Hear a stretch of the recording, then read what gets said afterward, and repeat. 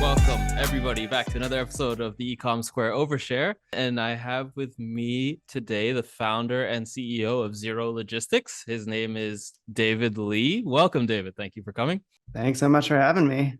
No problem. So before we get started, I do just want to let everyone know that David is going to be live and in person at ECOMsquare on March 2nd for a panel discussion and workshop on logistics. He's one of our expert panelists. So if you want to learn more about logistics, shipping, fulfillment for your e-commerce business in general, look in the episode description or find ECOMsquare on Eventbrite, and you can get your tickets to that event, which is, again, March 2nd at ECOMsquare in Vancouver. So with that out of the way, really happy that you came in today. So I wanted to talk to you a little bit first about your company, which is Zero Logistics. So maybe we could start off by just letting me know sort of what it is that you guys do there. Yeah, so Zero Logistics, we're a startup, last mile delivery startup. We do sustainable same-day deliveries for e-commerce brands. So I can tell you a little bit about the idea that formed Zero Logistics. So, and a little bit about myself. So I'm a cyclist, and I grew up riding my bike on the slopes of North Vancouver. And I love riding my bike. And I also believe that the bicycle is a tool to fight climate change. So I was really involved in Vancouver with the cycling advocacy groups on getting people out of their vehicles and onto bikes as a way to create happier and healthier cities. And something that I was sort of oblivious to before starting in this business was the impact of all of these delivery vehicles on our city streets.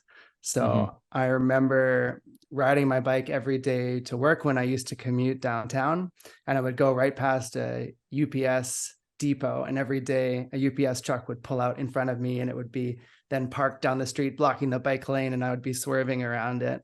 And this problem was literally staring me in the face.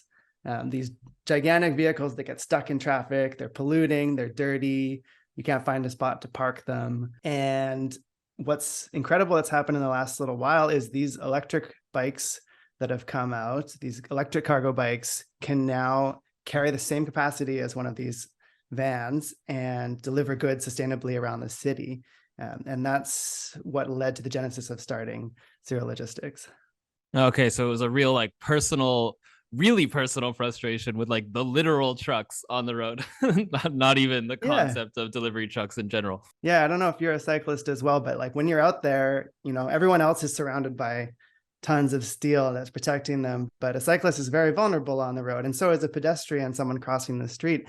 So these 5-ton delivery vehicles that they're delivering your Amazon package, right, are this extreme hazard to everybody that's out there, and they're polluting our air, and I can't unsee it anymore now. Yeah. So you mentioned that you're a last mile delivery company, Zero.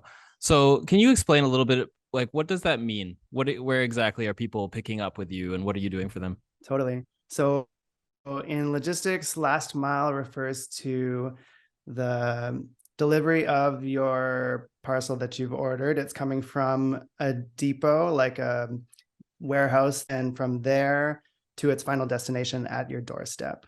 So that's what we mean when we're talking about the last mile. So it's not getting it in between cities or picking it up from a manufacturer in Asia and bringing it across. It's just getting it from the depot to your doorstep. So we started by piloting our service in Squamish, which is actually where I'm living today. And then we're opening soon in Vancouver. Yeah. So going back to the beginning, sort of Zero Logistics, like early days, what was the story there? How did you get started with it? Yeah, so I told you about stumbling upon these incredible vehicles that you can now use for doing delivery.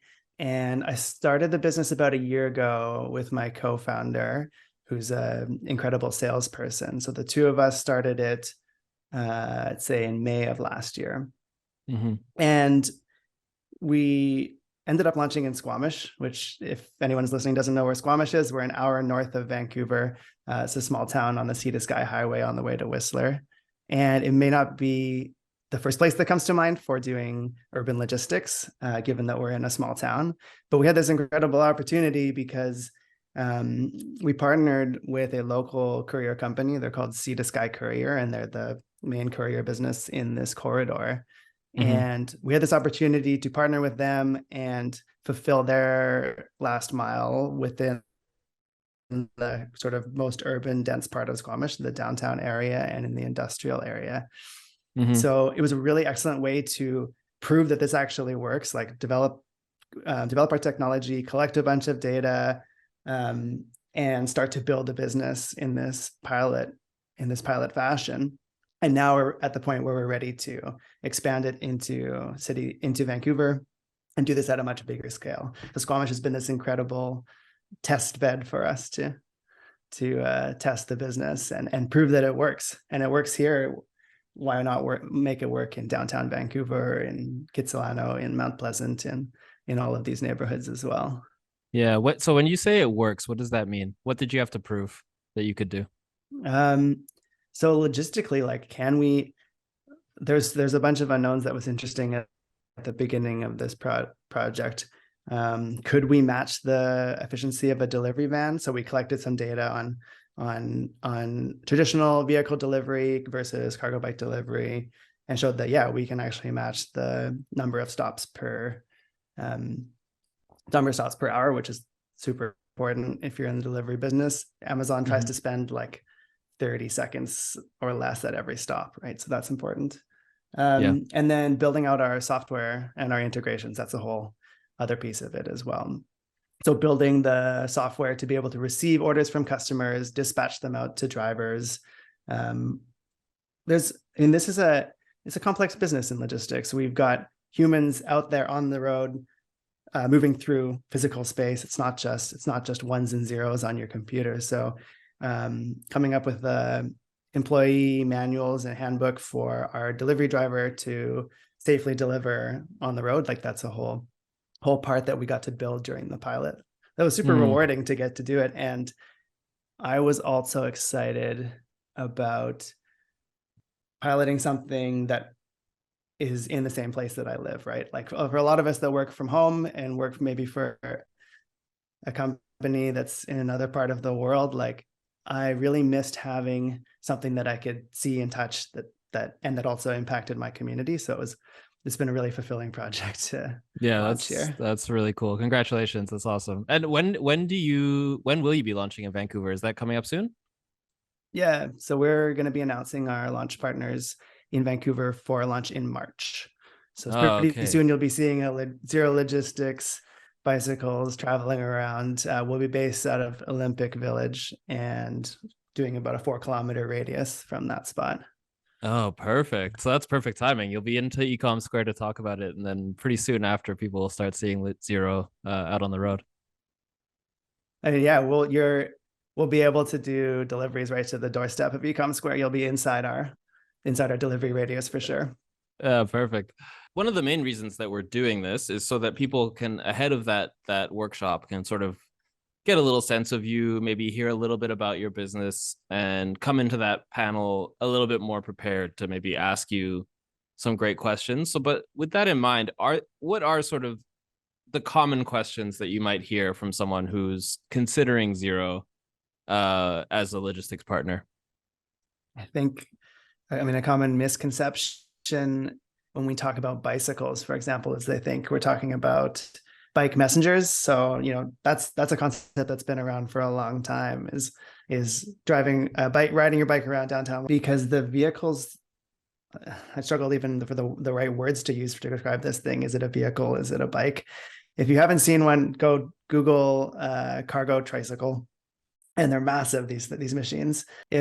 If you look at in Vancouver, there's actually a cooperative that's been doing this for a little while, and they have these large trikes that you'll see going around in East Van and downtown area, and yeah, they're incredible machines. And I think if you haven't seen one before, you might think, okay, well, you're doing, are you just delivering envelopes and small things? But no, we can actually deliver quite large things. I delivered a 100-pound clutch for a car to an auto repair shop. So we've delivered some pretty substantial things in this bike. So that's, I think one common hesitation that people might have. Can you really do this using a bicycle? And yeah, the answer is it's under 30 pounds and it fits within our cargo hold, which is about 4 feet wide, yeah, why not? We'll take it by bike. So that's definitely a question that comes up a lot. Another one would be, okay, well, this works well like during the summer, but how do you manage in the wintertime? Or how would you manage when it snows? So that's come up in our early conversations. And what's been interesting to see this winter is in our pilot that continued in Squamish, and that we're going to actually do deliveries hitting the road again in about 15 minutes. We've had a ton of snow this winter, and we have studded snow tires. We have been able to deliver every day of the year uninterrupted. We can still get around using this vehicle on the roads even in winter. So like that's been really cool to prove that, hey, this actually does work in Canadian winters as well. That's really cool. And so going back to the sustainability piece and the sort of cost effectiveness of it, I was wondering how competitive you're able to be from a merchant perspective in terms of their cost of shipping. Yes. Yeah. So, I mean, we offer a premium service and we want to be cost competitive. So I don't see us like undercutting what like FedEx and UPS and those bigger players can do. But I think we realize that it needs to be competitive, right? There's only so much more that I think a brand is willing to pay for a sustainable service. What we are seeing, however, is for brands, especially that build sustainability into their core promise, there's actually a ton of extra value add that you can get out of using our service. So every time that we do a delivery for some of our partner brands during our pilot, they'll be tagging us on social media. Like it's this great story that they can then tell to their customers to get more repeat business and to portray themselves in this light to show, hey, we are doing something innovative around climate change. So I challenge brands to incorporate sustainability into their marketing and into their brand promise, because I do believe that it can also boost sales. Yeah, I think there's certainly value there for brands, especially today. I think customers in general are a little bit more savvy and a little bit less impressed by slogans potentially. But there's at least a certain segment anyway that are going to be less impressed by your slogans and more impressed by something like this, where you can really point to something tangible. Like a tangible action you're taking that's going to make a real difference. Yeah, I think people are pretty sensitive to greenwashing as well.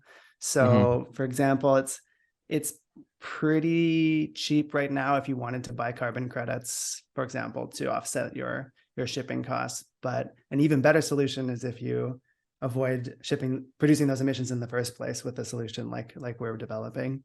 And I think customers are beginning to realize that as well. You know, we're going up against some heavyweight players in the industry, right? If you're talking about FedEx, Canada Post, like these are some huge players, and they have this incredible economies of scale. And the only reason that we're able to compete is because we have this sustainable solution that's also really economical, right? So like we don't have to pay for gas, we don't have to pay for parking tickets, like expensive licensing. Our model is more cost effective, meaning that we can actually be competitive on price. What kind of companies are engaging with Xero so far? Sort of like what level of maybe revenue, or what kind of size do you feel like is a good fit for you? There's sort of two categories that I would look at it. So one would be maybe it's like a solo entrepreneur that's starting off their e-commerce and they're fulfilling their orders from the garage, and they're sending them out to Canada, like maybe going to the post office and dropping them off. We can come in and help that entrepreneur because we can come and do the pickup, get it from them, save them a bunch of time, and we can probably provide better rates than they're getting with Canada Post, because they just don't qualify for any volume discounts. But our main focus is on bigger brands that are shipping more in the dozens to hundreds of things per day in a particular city. So for them, we can then integrate into the software and fulfill many more orders. I'm not sure if I'm at liberty to name drop particular brands that we are working with, although I'm really excited to announce those soon. If you want, I'll take the scoop. I mean, so I can, yeah. So I'll talk about a few of the brands that we're talking with today. So Beneath is one of them. They make men's underwear, and Herschel as well. These are two brands that are Vancouver-based e-commerce brands that also care about sustainability. And Zero Logistics helps them reduce the carbon footprint of their supply chain. So they're looking at all the way from manufacture to shipping it across to North America, to then getting it into the hands of the customers. And we come in at that final mile. That's really cool. Yeah, Herschel Supply Company, of course, a Vancouver staple. Beneath, I don't know, but I can look them up afterwards. When we talk about carbon footprint and all that with shipping, sort of, can you give me a sense of the scale of the problem that you were solving? What kind of impact are we talking about? Yeah, it's massive. And it's something that I wasn't clued into before I started this business. It turns out 42% of transport emissions are coming from goods movement, not from passenger movement. Oh, wow. So while and especially during the pandemic, you saw a lot of us ended up working from home. I don't commute anymore. My carbon footprint for my own passenger transport is sharply declined, and we've seen that happen already.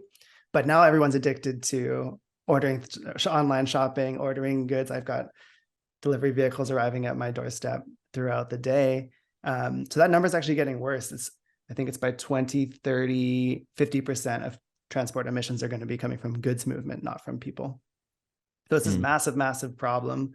We need to solve it if we're going to be successful in fighting climate change. I guess to add on to that, within goods transportation, the last mile is the most polluting and the most expensive step. So you can imagine if I bundle thousands of items onto a truck going across Canada, that's fairly efficient on a per parcel basis. But when that parcel now needs to get from a depot to my doorstep, it's super inefficient for it to be circling through the city, trying to find parking. This vehicle's taking ages in order to get to my doorstep. I might not be home. The delivery person has to do multiple attempts, like super inefficient portion of it. And when we started the business, we wanted to work on the piece of the supply chain that had the biggest impact. So last mile delivery was the area that we settled on. Are there any other places apart from the sustainability where you feel like you have a big advantage over sort of traditional logistics? Yeah, so one is on the cost side, right, where we can fulfill deliveries at a cheaper cost because we don't have to pay for gas, for example, and that we can match or exceed the delivery efficiency. The other side is on the technology side. So myself and my co-founder, we're both coming from tech startups, both in Vancouver and down in Silicon Valley. So the digital part of the experience is now, I would say, table stakes, but if you look at, when you get something from Canada Post, that looks is pretty lacking. So why not, when I can order a taxi or I order food and I can see where my order is coming in real time, why don't I have that for parcel deliveries? I would love it in the future if, as a consumer, I can express my preference to the shipper saying, hey, I'm going to be home at 5 p.m. to receive my thing. Why don't you come around then and I'll be home to receive it. And that's great for everybody. So in the future, I really want to build tools that provide this like really incredible experience for the customer that are driven with software as well.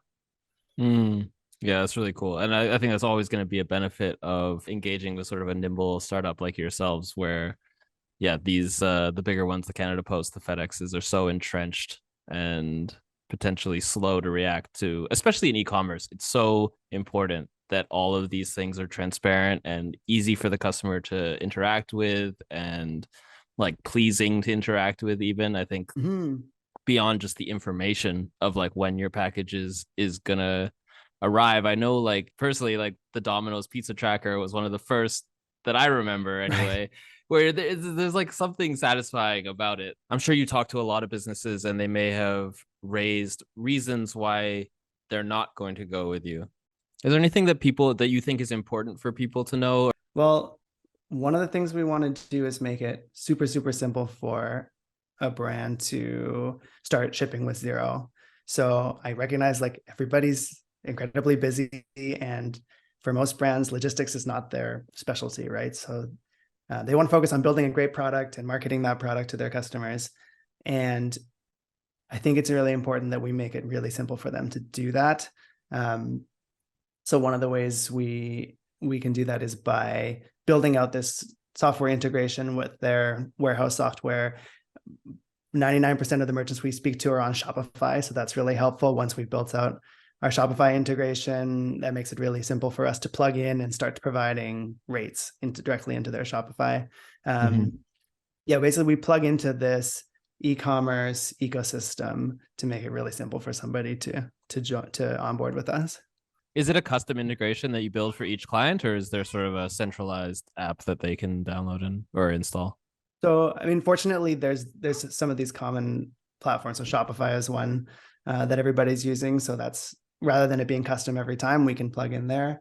And then there's a few other aggregator platforms out there for warehouse management, for order management.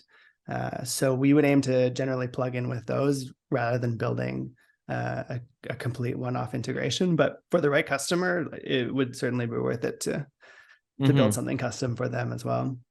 Cool. So you really do plug into the entire ecosystem of their sort of fulfillment, whether that be inventory, order tracking, like the whole thing is going to be plugged in with you. Yeah. So from the moment that a customer goes to checkout, they select sustainable shipping with zero logistics, and that's logged in our system. Then we're ready to go pick it up and fulfill it. And from the merchant side, they would get a dashboard where they can see in real time where their parcels are. And from the customer side, they get a text message that says, your zero logistics delivery driver is on their way. You know, it will arrive at 4:30 p.m. this afternoon. And we know that like poor delivery experience is one of the leading reasons that customers would churn at checkout, right? And you've probably seen this, I've seen this. You go through, found the product that you want to order, and then it says it's going to take a week and it's going to cost you $10, $20. Like, okay, I'll probably not buy that thing. I don't need it that badly. So why wouldn't a customer choose it if they had a same day and sustainable option? I think that would be incredible. Yeah, we're going to have the data to back that up pretty soon. Yeah, I'll keep an eye out for that. And I think it's really cool that you get the same day delivery as well, because that way you're really competing with Amazon. Amazon has already made same day delivery standard, and that's kind of what people are expecting. I bought something off of I love to support local, right? So I was buying from a Vancouver-based brand, and I wanted to get it on their website rather than from Amazon. And I went out of my way to buy it on their site, and it took 10 days for it to arrive. I think they attempted to deliver it twice, and the tracking link that they sent me didn't work. So the whole experience was horrible, and I could have probably bought the same or equivalent product on Amazon and had it same day or next day. So while like I really wanted to shop with that brand, but it makes it really hard as a consumer to justify when I can just get it, when I can get it fast on Amazon. That's something that we're hearing more and more from the brands that I'm talking with. It's just hard to compete on delivery experience with the existing delivery options that are out there. We are trying to fill that gap and come in as providing, hey, we actually have a viable solution that works. We have electric vehicles. We have these electric cargo bikes. We can do this today.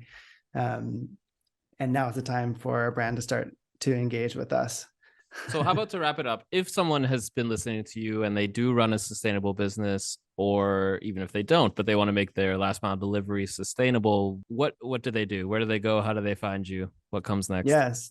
So they can go to our website. We're at zerologistics.ca. You can book a meeting with myself or my co-founder, Luke. One of the great things about working with a startup like ours, a nimble startup like ours, is that when, if you tried to book a call with FedEx, they probably wouldn't talk to you. But you can, once you're working with us, you'll be dealing with myself or with Luke. So yeah, get an intro call and we'll get the ball rolling. Fantastic. All right. Thanks so much for coming to join me today, David. It was really interesting to hear about everything you guys are doing. Sounds like you're doing really awesome stuff there. So it's really cool. And again, for anyone who has been listening to this and is interested in Xero and what they're doing with last mile delivery, please join us at ECOMsquare on March the 2nd. We're having a panel discussion and workshop on logistics, and David will be representing himself and his company there, along with a couple of other sort of experts in different aspects of logistics. So you'll get a full picture of it. So yeah, thanks again, David. Really interesting to talk to you. And yeah, thanks for coming. Great. Thanks for having me and looking forward to the panel in March.